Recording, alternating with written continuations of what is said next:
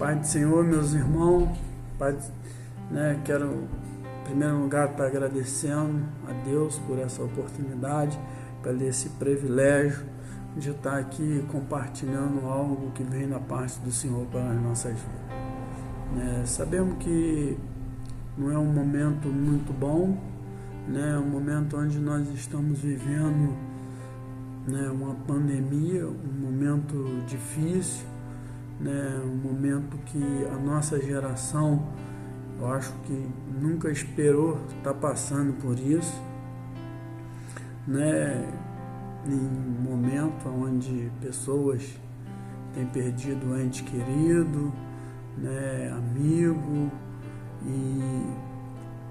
mas a palavra de Deus também elas vai nos garantir, que Deus estaria conosco em todo momento, Deus ele não perdeu o controle da situação, por mais que nós estejamos vivendo esse tempo difícil, um tempo onde as nações pararam, onde o país parou, onde a economia parou, onde os cientistas se depararam com uma coisa onde eles não conseguiram resolver, e essa é a oportunidade que nós temos, porque Deus é aquele que tudo pode, e tudo faz no tempo certo. Deus ele nunca perdeu o controle, Deus ele está no controle, Deus está no controle de tudo, toda a situação, e tudo que acontece na vida de uma pessoa, não é por um acaso, Deus ele tem um propósito para todas as coisas. E a palavra que eu quero compartilhar com meus irmãos está lá em 1 de Reis, capítulo 17, e nós vamos ver nessa palavra onde Deus levanta Elias. E eu desde quando eu me converti, eu gosto muito da passagem de Elias, porque eu achava o máximo aquela história de Elias subindo no monte, levantando os altares, chamando. Elias ali, ele estava confrontando aqueles idólatras, todas aquelas pessoas ali, aqueles profetas de Baal, de Azira, e eu gosto muito de Elias, eu sinto assim, eu fico muito feliz porque nós vemos a presença de Deus, mas assim, antes de Elias fazer isso, Elias foi levantado por Deus, e no capítulo 17 você vai ver que Deus levanta Elias, e a palavra vai dizer para nós assim: então Elias, o tesbita, dos moradores de Gileade, disse a Acabe: vive o Senhor, Deus de Israel, perante cujo a face estou, e neste ano nem orvalho, nem chuva haverá, senão segundo a minha palavra. Nós vamos ver que Elias, ele chega, e você vai ver como que é um homem de Deus, porque Elias ele fala segundo a minha palavra, Elias ele foi ousado ali. Elias, você vê que Elias ele era um homem que estava na presença do Senhor, mas ele faz o que, Elias, se nós formos ver, onde Elias nasceu, quem era Elias, Elias ele morava num lugar desconhecido. Elias ele não veio de uma escola de profeta, Elias não veio de uma família real, Elias veio de um vilarejo pequenininho, um lugar que ninguém conhecia Elias, ninguém conhecia o lugar direito onde Elias morava, mas Elias ele é um homem levantado por Deus em tempos difíceis, Isso traz para nós né, que esse tempo Deus ele está querendo levantar homens e mulheres de Deus em tempos, né, para estar fazendo a obra de Deus. E Elias ele vai a Acabe. Elias sai do nada. Elias não pregava para ninguém. O primeiro que Elias vai pregar para o rei.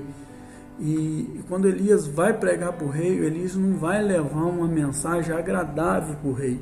Elias vai levar uma palavra de confronto, uma palavra ali, né, de juízo para aquele povo, né? Esse povo, Acabe, né, Israel viveu, né, teve ali Davi, não teve Saul, Davi, Salomão, né? Depois aí veio o reinado de Jeorão, aí o povo se corrompeu ali, né, quando Salomão morreu, né? O filho dele, o Jeroboão I, né, ele se perdeu ali naquele coisa ali de dominar, de querer, né, ser, o povo se destabilizou, o povo dividiu, as 12 tribos, que era um reino unido, que era um reino que lutava a favor de Deus, né, ele foi destabilizado. E aí Jeroboão entrou e se nós for perceber, foi 8 famílias diferentes, né? Teve oito famílias governando, foram 19 reis, e todos esses reis, eles fizeram mal o que era ao olho do Senhor. Então, e aí veio a idolatria, o povo ele se corrompeu todinho, todo corrompido. Então eles viviam ali, estava vivendo uma opressão, aquele povo estava ali debaixo de uma apostasia, né, de idolatria, de tudo que não agradava a Deus, né? E Deus, ele, no meio toda essa confusão, né, aí chega o reinado de Acabe, e Acabe ele era muito ruim, ele foi apelidado como o pior rei de Israel, e se não bastasse, ele casou ainda com Jezabel, né? Essa era a pior mulher, ela caçava os profetas para matar os profetas, perseguia, né, a fio da espada, ela colocava culto a Baal, e Deus ele levanta um homem, né, nessa época, né? Deus levanta Elias. Deus escolhe Elias lá do nada, né? Elias era um cara desconhecido, né? Que veio de família que não era de rei. Deus levanta Elias, né? Deus levanta Elias, né? Para poder acabar com essa idolatria, né? E Elias vem e fala para Acabe, né, que não ia chover, que não ia cair orvalho. E o que isso traz para nós? Aquele povo, ele idolatrava muito Baal. Então, quando Elias declara que não vai haver chuva e nem orvalho, sinal que aquele não ia produzir nada, as ovelhas não iam produzir, né, o campo não ia dar fruta, não ia dar alimento. Então, aquele povo, ele passou passar uma necessidade, e quando Deus apertou, que Deus quebrou as pernas de Baal, porque o povo adorava Baal, porque vinha a chuva, né, as colheitas, e o povo agradecia a quem? Em vez de agradecer a Deus, né, o povo agradecia a Baal, né, e Deus ele acabou com isso. Então Deus, quando Elias profetiza que não vai haver água e nem orvalho, né, ele quebra as pernas de Baal, porque o campo secou, então não teve fruto, não teve nada. Então o povo ficou sedento, né? O povo passou ali a entender, né? E aí veio a palavra do Senhor a Elias, né? Depois que Elias fala para Acabe, veio a palavra do Senhor a Elias dizendo: retira daqui e vai ao oriente, esconde-te junto ao ribeiro de Queride, que está diante do Jordão, né? O Senhor manda Elias, né? Elias ir por ribeiro, né? E o que eu fico pensando nessa história, né? O cara saiu do nada, agora ele pregou para o rei, agora Deus manda ele ficar escondido. Tudo que hoje a maioria dos profetas, dos pastores, é ficar escondido, né? Vai ficar escondido. E Elias ele vai, e Elias vai ter que ficar agora. Elias vai depender mais do Senhor do que dele mesmo, porque aqui o ribeiro aqui significa deserto. Aonde está esse ribeiro é um deserto, e esse ribeiro vai secar, segundo a palavra dele, né? E ele vai secar, e aí a gente vai ver uma outra dimensão, que é você confiar em Deus, né? Todos nós temos que confiar na provisão do Senhor, né? Deus, ele pega que ele manda ele ir, mas Deus todo dia, os corvos levava para ele pão e carne de manhã e pão e carne à noite, né? E nós vamos ver que Elias, um profeta, né? Eu creio que Elias, ele devia ser um homem de muita oração, porque Tiago 5,17, ele vai dizer que Elias orou sem cessar, né? E não houve chuva, né? E Elias agora, ele faz o que Deus mandou. Elias vai para o lugar onde Deus mandou, e aí ele fica ali, e tem a provisão do Senhor. O Senhor manda alimento para Elias. Por quê? Porque Elias está no lugar aonde Deus mandou ele estar, né? E nós vemos isso. É muito fácil a gente administrar, né? Nesse tempo, a gente administrar aquilo que nós temos, né? Se nós temos, eu ganho um salário legal, né? Eu vou conseguir enxugar algumas coisas aqui, eu vou sobreviver, né? E aí é fácil a gente administrar isso. Mas agora, quando nós não conseguimos, todos os nossos recursos foi-se embora, nós dependemos do Senhor, né? E aí vai falar que o ribeiro secou. E a pergunta que eu faço para você nessa hora agora é a seguinte: e quando o teu ribeiro fecha? Seca. E quando a tua despensa falta o alimento?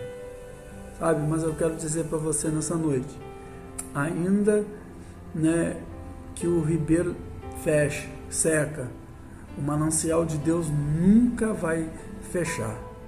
Ainda que a nossa despensa esteja vazia, mas os celeiros do Senhor continua cheio, né? Nós precisamos, meu irmão, saber lidar com as provisões que Deus tem na nossa vida.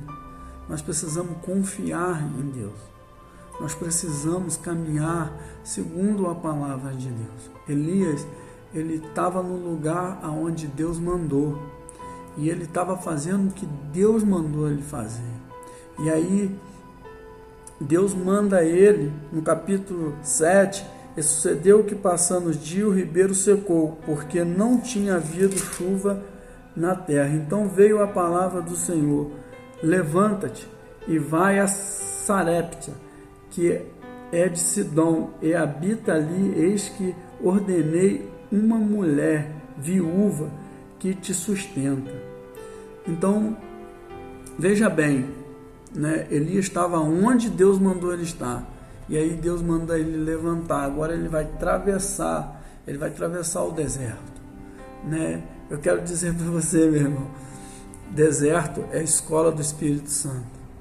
Todos nós vamos passar por um deserto. Agora, o deserto, ele não vem para nos destruir. O deserto é uma escola do Espírito Santo. O deserto, ele é para nos fortificar, ele é para nos amadurecer, né? E nós entendermos que o deserto, ele faz parte do plano do Senhor nas nossas vidas. É a escola, né?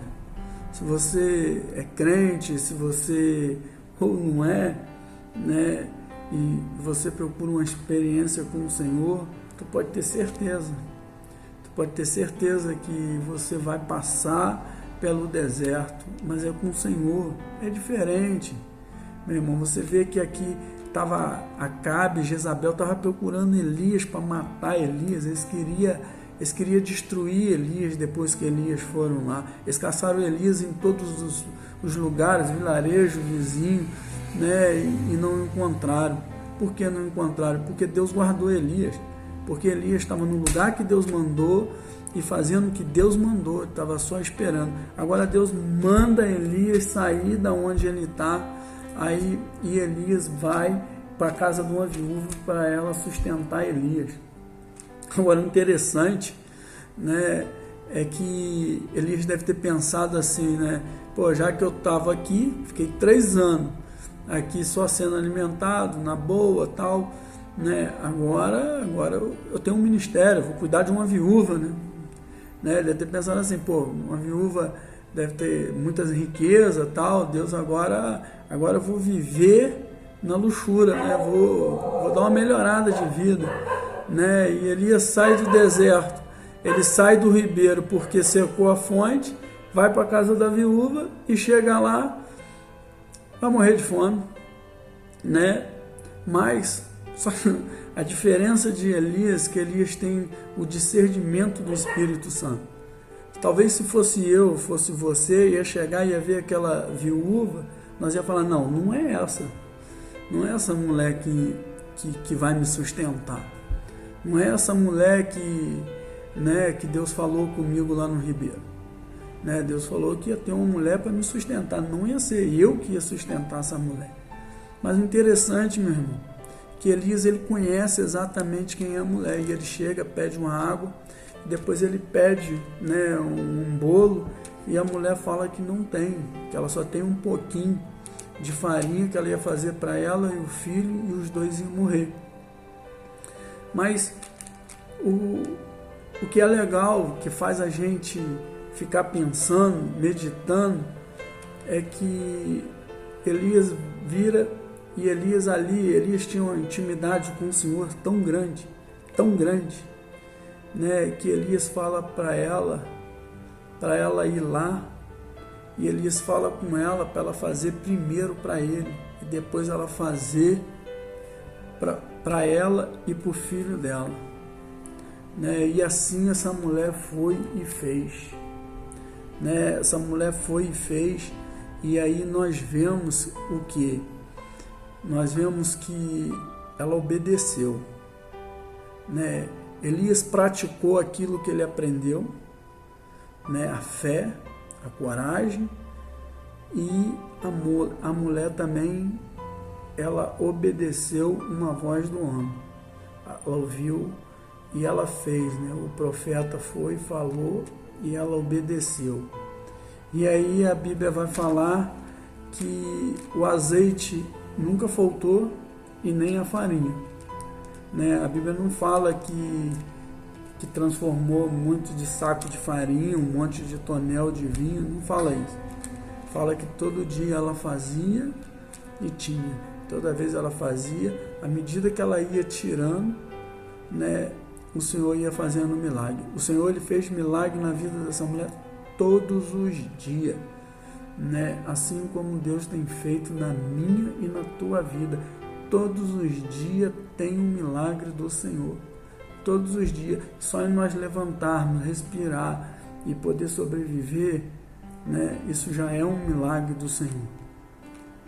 E eu fico muito feliz porque em meio a tantas lutas, a tantas diversidades, eu tenho visto um milagre do Senhor todos os dias na minha vida, né? Todo dia o Senhor, ele tem me dado graça. Eu tenho, assim, há pouco tempo eu perdi a minha mãe, né, a pessoa mais querida, a pessoa que mais me amou, e que eu creio, né? E eu, nessa época, eu estava muito buscando o Senhor, né? Eu estava orando, eu estava buscando o Senhor, e eu cria que Deus ia fazer um milagre. Eu orei. E um dia antes o Senhor falou comigo que Ele ia levar minha mãe. E eu falei, então tá bom, Senhor. Se é o Senhor que vai levar, eu confio em Ti. E o Senhor levou minha mãe, e eu falei com a minha esposa, diante de toda a situação, né, de perder uma pessoa que eu amo, uma pessoa que estava junto comigo, uma pessoa que me fazia carinho, e uma pessoa que sempre me amou,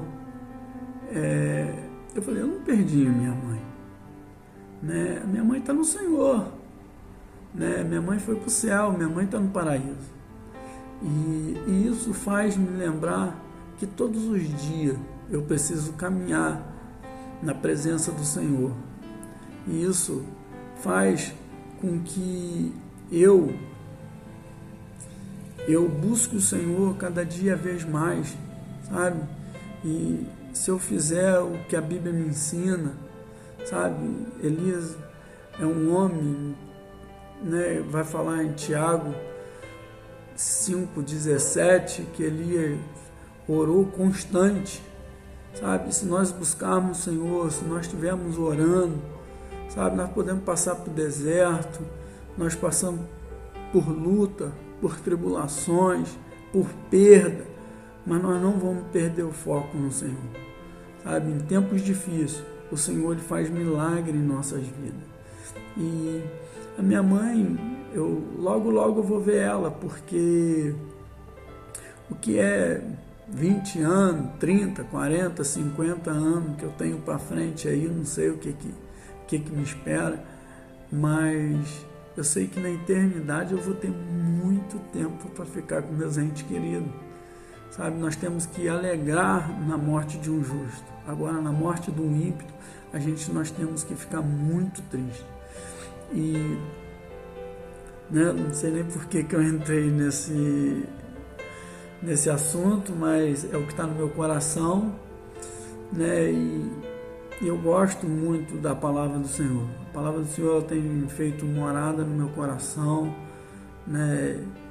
Eu não sou nenhum pregador muito assim estudado totalmente na palavra, mas eu creio que, segundo a vontade do Senhor, né, eu tenho melhorado a cada dia, eu tenho buscado o Senhor, eu tenho feito propósito em oração, sentido uma presença de Deus na minha vida muito, mas muito boa, né? Porque a presença de Deus, ela nos traz alegria, ela nos traz vida, e essa presença do Senhor, ela não pode nos abater, sabe? O tempo é difícil, é muito difícil, né? É um tempo onde que nós estamos lutando contra as regiões celestiais do maligno, sabe?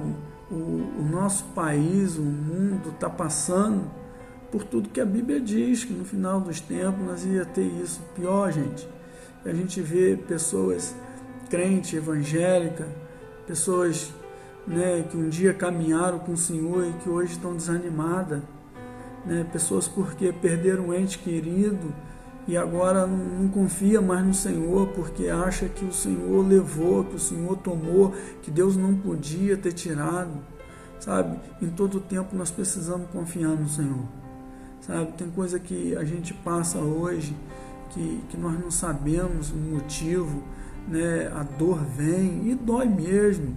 Perder um ente querido, gente, dói muito, mas muito mesmo. É uma dor totalmente diferente de qualquer outra dor, sabe?